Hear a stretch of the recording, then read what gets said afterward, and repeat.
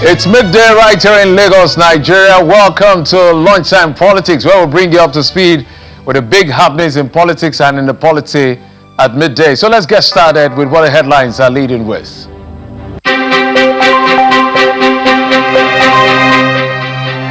Some airlines announced cancellation of flights following protests and strike by aviation union workers. The Nigerian Civil Aviation Authority calls for restraints as issues will be resolved.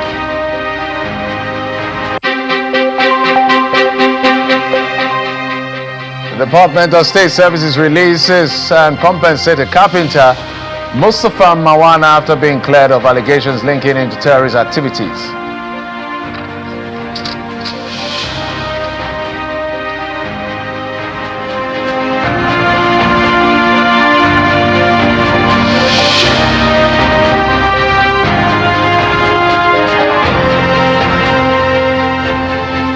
I'm Jeff Rosamond, and thanks for joining us. Let's show you some visuals.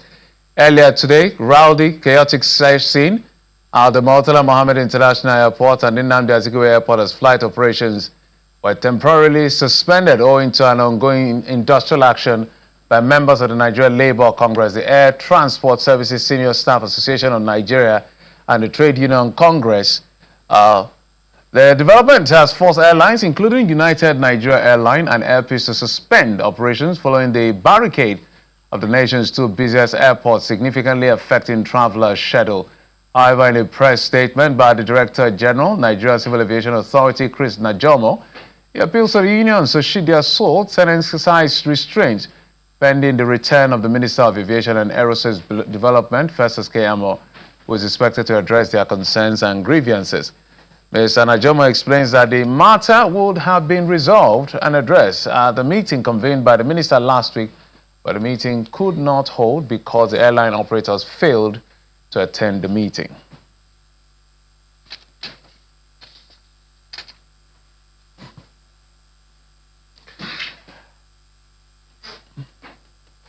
And so this simply means that if you're traveling by air using any of the airports, which is perhaps the biggest airport, the busiest airports in Nigeria, that's the Abuja, that's the Nnamdi Azikiwe International Airport and the Murtala Mohammed International Airport, you may have to adjust your travel plans. And let's bring you more stories where the Department of State Services has released a carpenter, his name, Mustafa Marwana, after an investigation found no evidence linking him to terrorist activities. Mawana, who hails from Katsina State, was arrested during investigations into the abduction and killing of pupils and teachers in Urire local government area of Oyo State. A security source says a DSS investigation panel established that Mawana was not a member of any terrorist organization and had no operational links to the Ansaru terrorist group. Following the findings, the DSS Director General, Oluwatosin Adeola Ajayi, ordered Mawana's immediate release and also approved an initial 3 million naira compensation package to assist Mawana with his immediate needs and help him restart his livelihood. Mawana was subsequently released to his lawyers, Ogene Forgive. But as political activities gradually pick up stream in Rivers State, political stakeholders in the state, in Orashi region of the state, are drumming up support for the re-election of President Bola Tinubu in 2027. This was made known in Ahoda during the inauguration of the Orashi mandate tour. Our mandate for Tinubu, national coordinator of the group, Chidi Dogini, is assuring that the group will work to deliver all the candidates of the Rainbow Coalition in the region.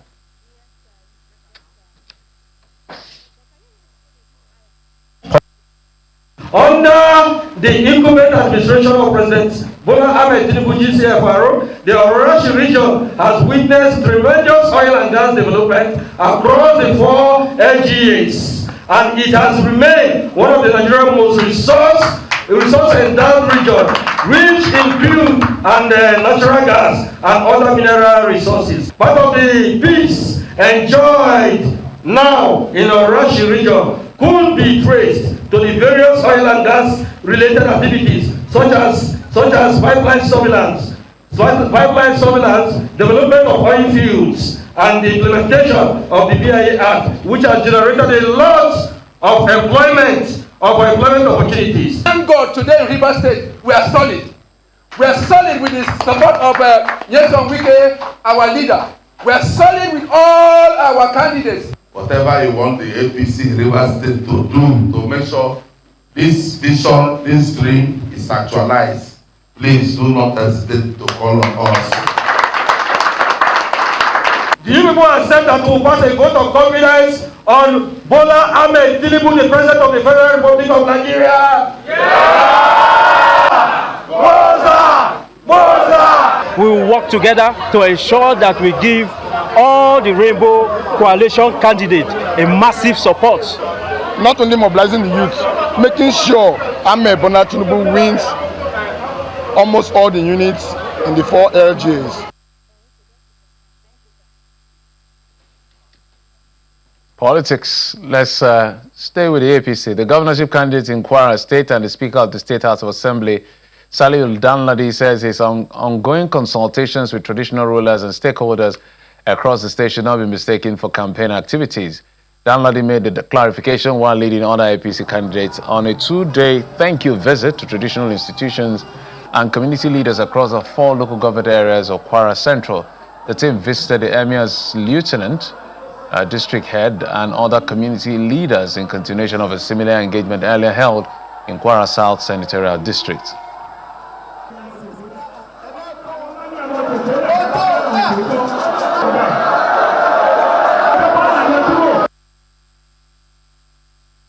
Our purpose of coming here is no campaign. We are here to thank the people of Ilorin West.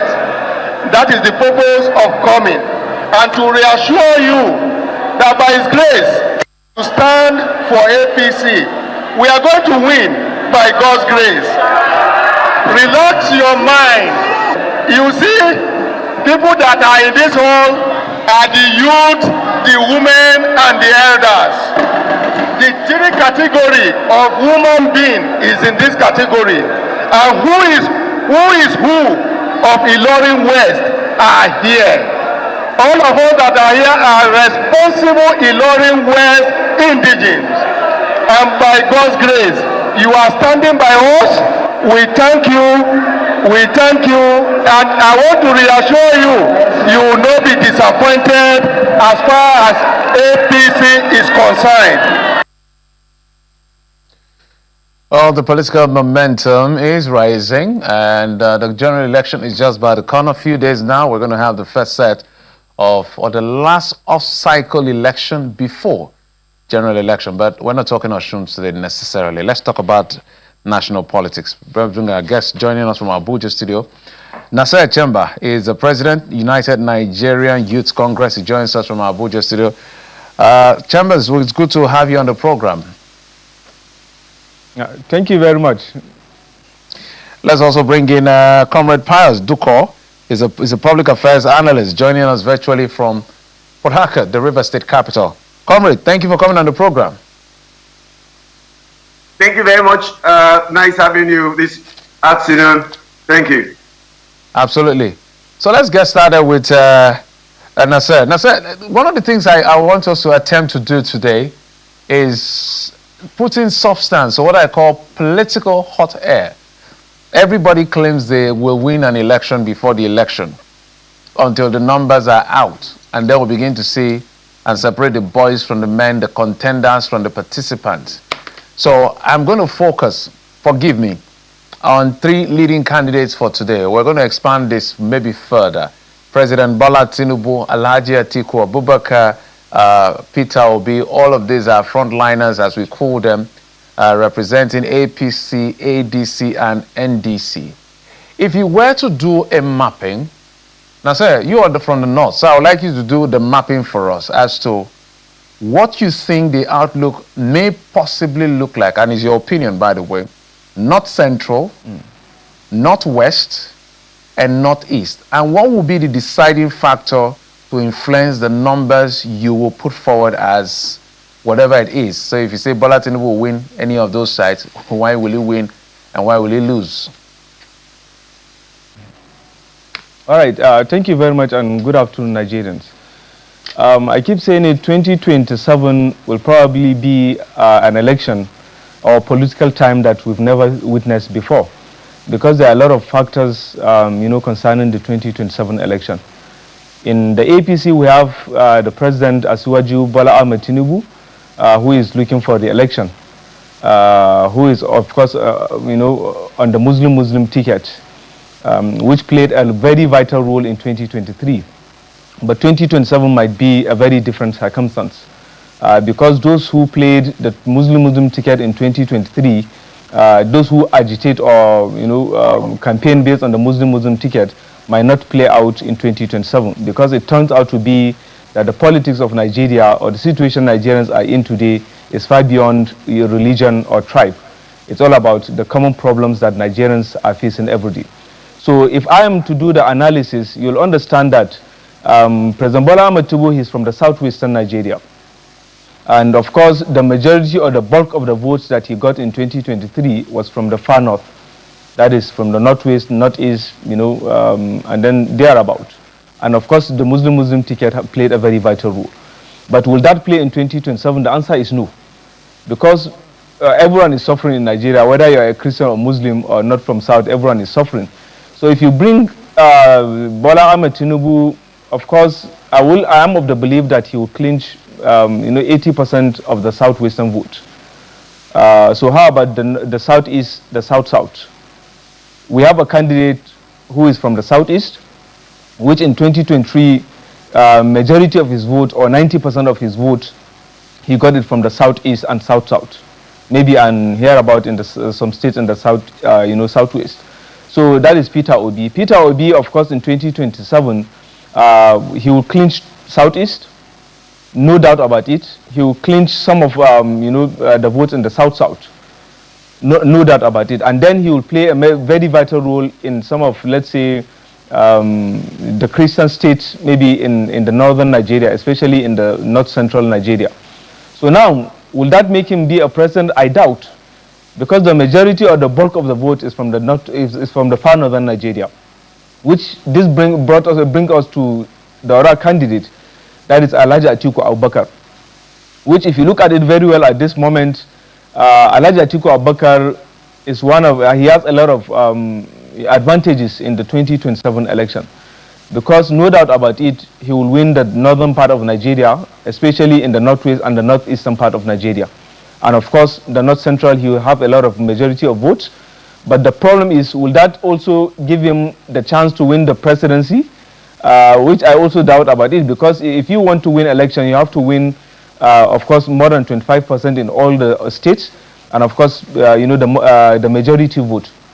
So now, it's very hard, to conclude who to win election. But I'm telling you that the current president have a lot of, issues on his head, in the sense that there is no calculation whatsoever, that is favoring this current administration.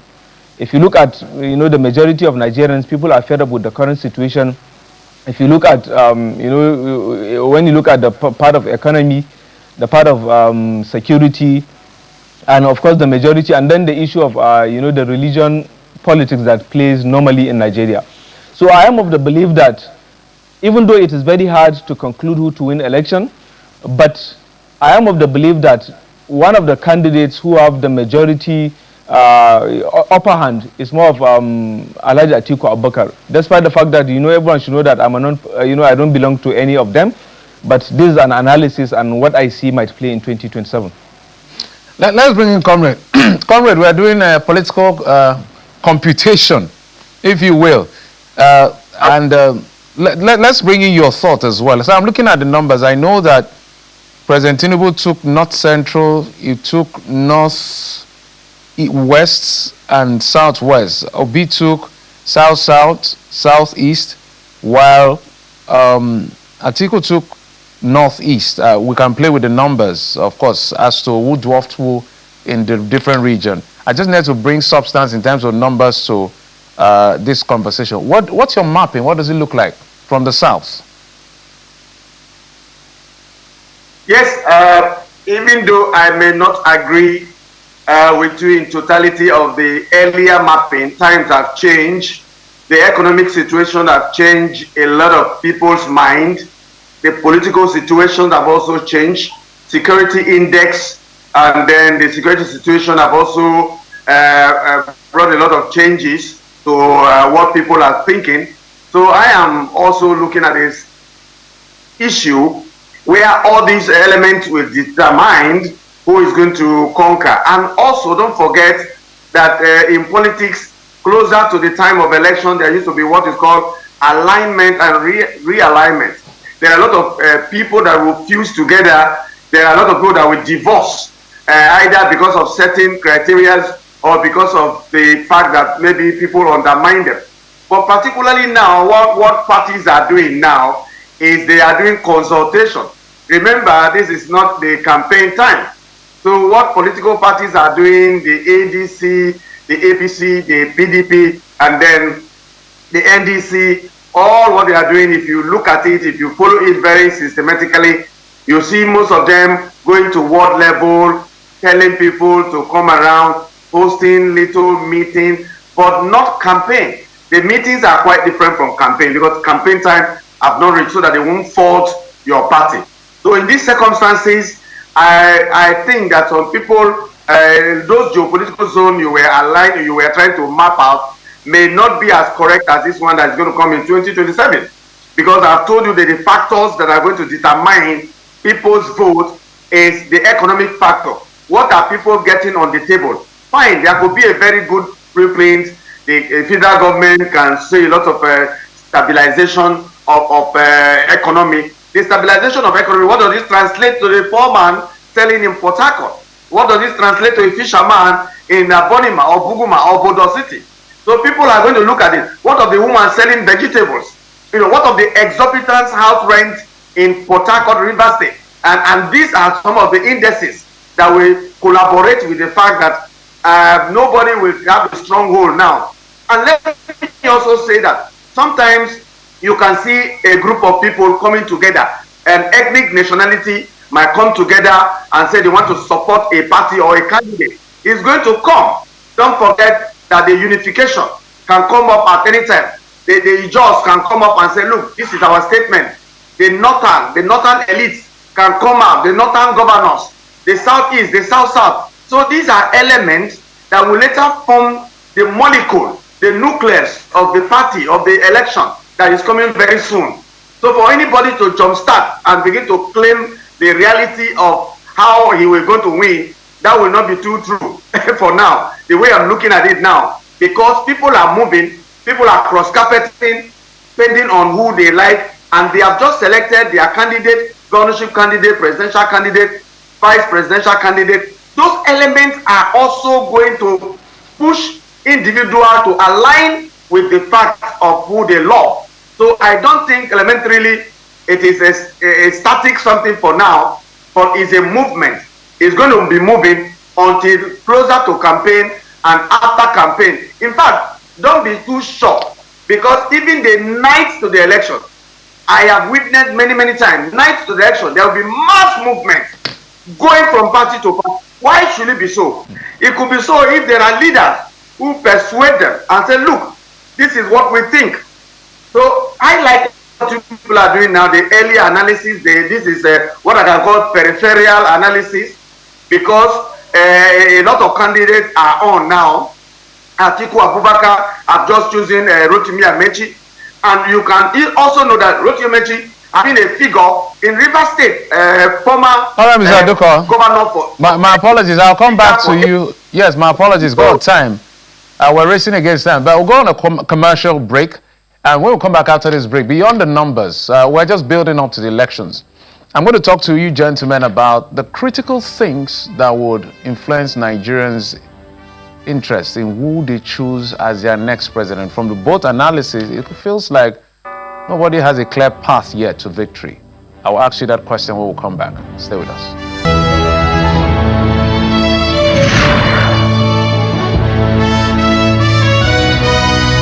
Welcome back. My guest, Nasser Chemba, President, United Nigerian Youth Congress, and Pius Duko, Public Affairs Analyst, helping us to make sense whether anyone has a clear path to victory as far as the 2027 election is concerned. The last election was a 3-horse race. Is that the situation is going to be? We'll find out as we have this conversation. So, Nasser, let me come to you. If you can make it one minute, so I can throw in 2 or 3 more questions before we wrap up. What between 2 issues, because I feel that 2 issues will drive, objective voting. They say we're emotional voters, but for those who have time to reason through objectively, I feel that it's going to be economy and security. So for northern Nigeria, what will be uppermost on their mind besides the sentimental issues of religion and ethnicity? All right. I spent the last 15 years of my life seeking for answers to many questions about the country I love, Nigeria. And of course, there's no time to dwell on it, but I have some submissions across the country. But a lot of bad things have happened. In decades, ranging from the civil war to the acceptance of total capitalism, to the introduction of policies or programs like the structural adjustment program (SAP), especially at the time that our country is not in any way ready to compete internationally, and then the acceptance of ideas of international monetary system or financial system like the IMF and World Bank, and of course stupidly relying on foreign investment to boost local economy. Because, by the way, I don't believe in anything believing or relying on foreign investment to boost local economy.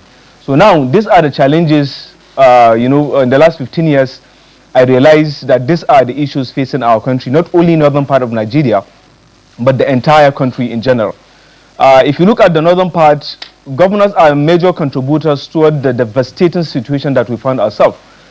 Because despite the fact that we have to blame the presidency or the federal government in some certain issues, but to the majority part we have to blame the governors, especially at this moment that a lot of resources are being distributed. If you look at the majority of poverty that we get in the north, that we have in the northern part of Nigeria, is a major factor to the situation that we are in. The security situation, every day thousands of lives have been lost in Nigeria. And who is the president, who is the candidate that can be able to tackle out the issue of security? I told you the last 15 years I've been looking for answers to many of these problems, which, by the way, these politicians that we have, they all belong to the same school of thought. So based on what I'm seeing, I don't look at each and every one of them as a major solution to the country's challenges, because it's all about replacement or keep repeating the same problems or the same situations that we find ourselves. Whether you bring His Excellency President Bola Ahmed Tinubu to continue his 4 years, whether you bring Alhaji Atiku Abubakar for his 4 years, in the next 4 years, or Peter Obi in the next 4 years, they are all from the same classes or group of people. They don't have. Let me bring in Mr. Duko to solve Nigerians' problem. Yes, because Mr. Duko, yes. Yeah, Nasser, the way you're sounding, those are the options we have. And where do we go to people? Yes.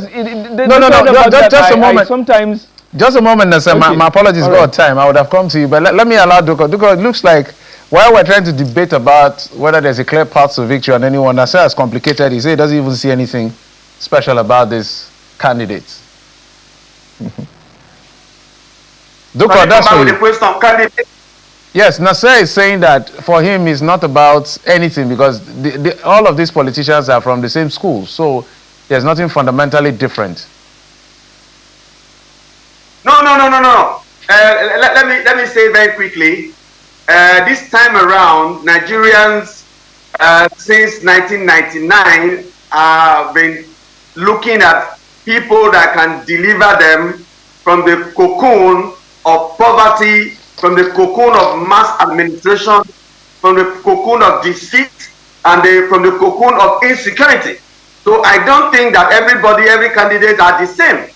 And let me tell you, a lot of people have the school of thought that the earlier thinking or psychology that people are going to manipulate and rig the election might not be the same in 2027. Because a lot of people look at the ills that the rigging cannot be so complete now that their eyes are open. So I don't think that everybody is the same. People should not characterize that all politicians are the same in Nigeria. No. Mr. A can be different from Mr. B at any point in time. So for him to group everybody that they are on the same stand, they are saying the same pedestrian, that is not true. The candidature of Atiku Abubakar may not be the same thing as candidature of President Tinubu. Also, the same will be different with Peter Obi and also other candidates that are in the race. So what I'm saying in summary is that the people will ought to decide and also guide their vote. They're guiding their vote so that manipulations will not take place, because whatever thing you want to say, people look at this election as something to change their living, the way Nigeria lives beyond poverty level, so that people can own houses, people can own companies, people can do business, people can prosper, people can pay their children's school fees. If you cannot do all these things, what is the need for politics? If politics will select only few people and like friends, and then the person will be carrying friends along and be sharing a state money or federal government money with friends, that is not politics. Politics, people, over 70% of the population enjoy governance, good roads, electricity, job creation. Mr. Duko, my apologies. Sometimes when you're just enjoying the conversation, that's when time reminds you that it's not your best friend. But we're going to have another part of this conversation, and we're going to play with the data and the issues, because it's quite an interesting one. Pius Duko is a public affairs analyst. Nasser Chemba, President, United Nigerian Youth Congress. Gentlemen, I appreciate your insights, and it was quite enjoyable listening to both of you. Although Nasser is saying that Nasser has even worsened the thing for me. but it's all good. Thank you. We appreciate it. And that's it on the program. Thank you for your time and company. I'm Jeffrey Uzama. You've been served on Lunchtime Politics. Bye-bye.